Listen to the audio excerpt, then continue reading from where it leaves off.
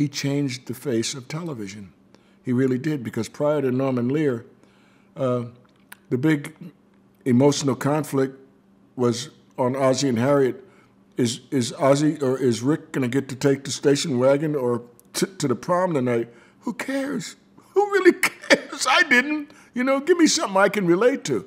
And when he brought All in the Family and Good Times and the Jeffersons and the rest of his wonderful shows to television, he gave America something they could relate to. The All in the Family pilot had the word "goddammit" in it.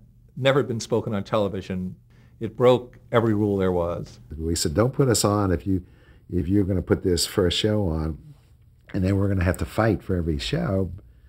We don't want to do it because we're not going to back down. This show, here are areas we're going to deal with, and we went plain out with the areas that we were going to deal with the first year. We already knew we were going to deal with gays. We were going to deal with black and white problems. We were going to deal with contemporary problems. We were going to be funny.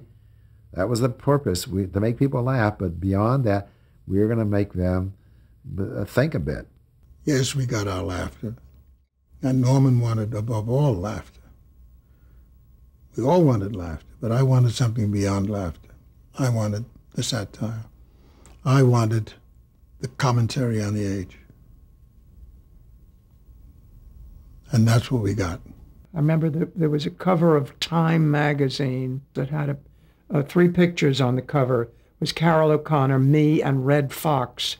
And the title was Breaking Taboos. Norman had such a great sense of timing about when to be daring.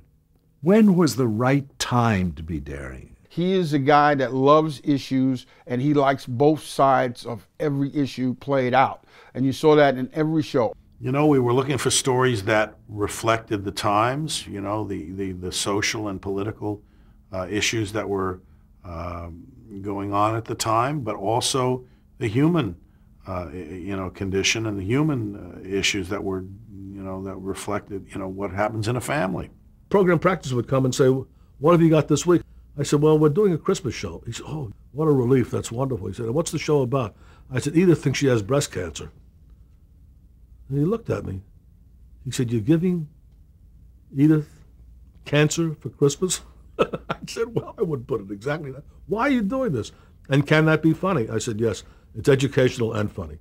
We would not do it unless we could get laughs out of it. We could tackle any subject imaginable. I mean, my God, I had the first on-screen abortion. We did a 2-part on abortion. We covered every major subject, anything to do with racism, anything to do with reverse racism. You've got a bigot in All in the Family. Now you've got a black bigot in the Jeffersons.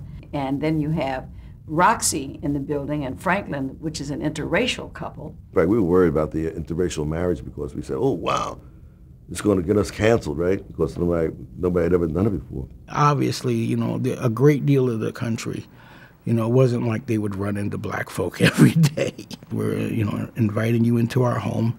You can see that, not all of us are, out to rob you. Not all of us are out to kill you.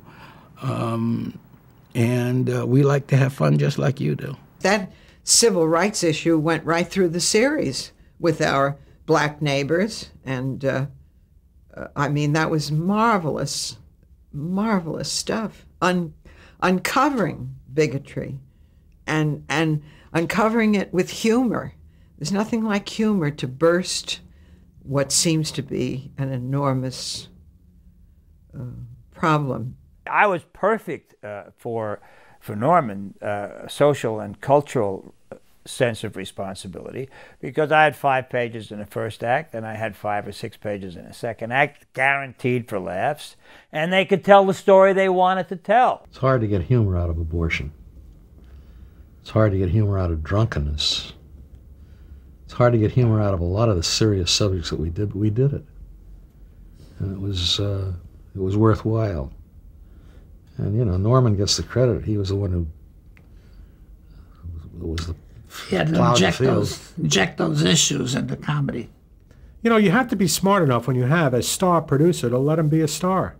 He knew how to do the show better than we did.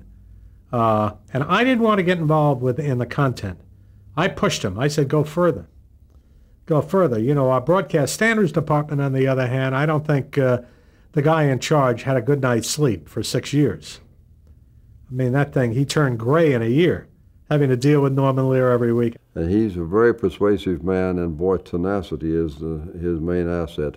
He wouldn't give up. As happened on that show rather regularly, we would get right up to 8 o'clock taping, and the network would have said, we aren't going to let this show go on the air, and Norman Lear would say, we aren't going to change it any more than we already have, and they'd be at loggerheads, and we always went on the air. And they didn't want to air the show, and Norman Lear essentially said, okay, if you don't put this show on, I quit.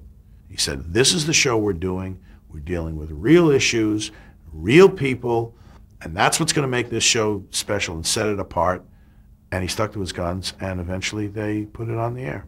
William Paley, the head of CBS, finally got into it. He said, in effect, look, Norman Lear has never embarrassed this network. And I think if he says it's not a wrong thing to do and it'll be done with taste, we have to leave him alone and let him do it. And you had to admire Norman because he was tough. He fought for his scripts, and he did stuff in All in the Family at the beginning that was deemed impossible for a television network. But he did it, and he stuck to his guns, and the rest is history.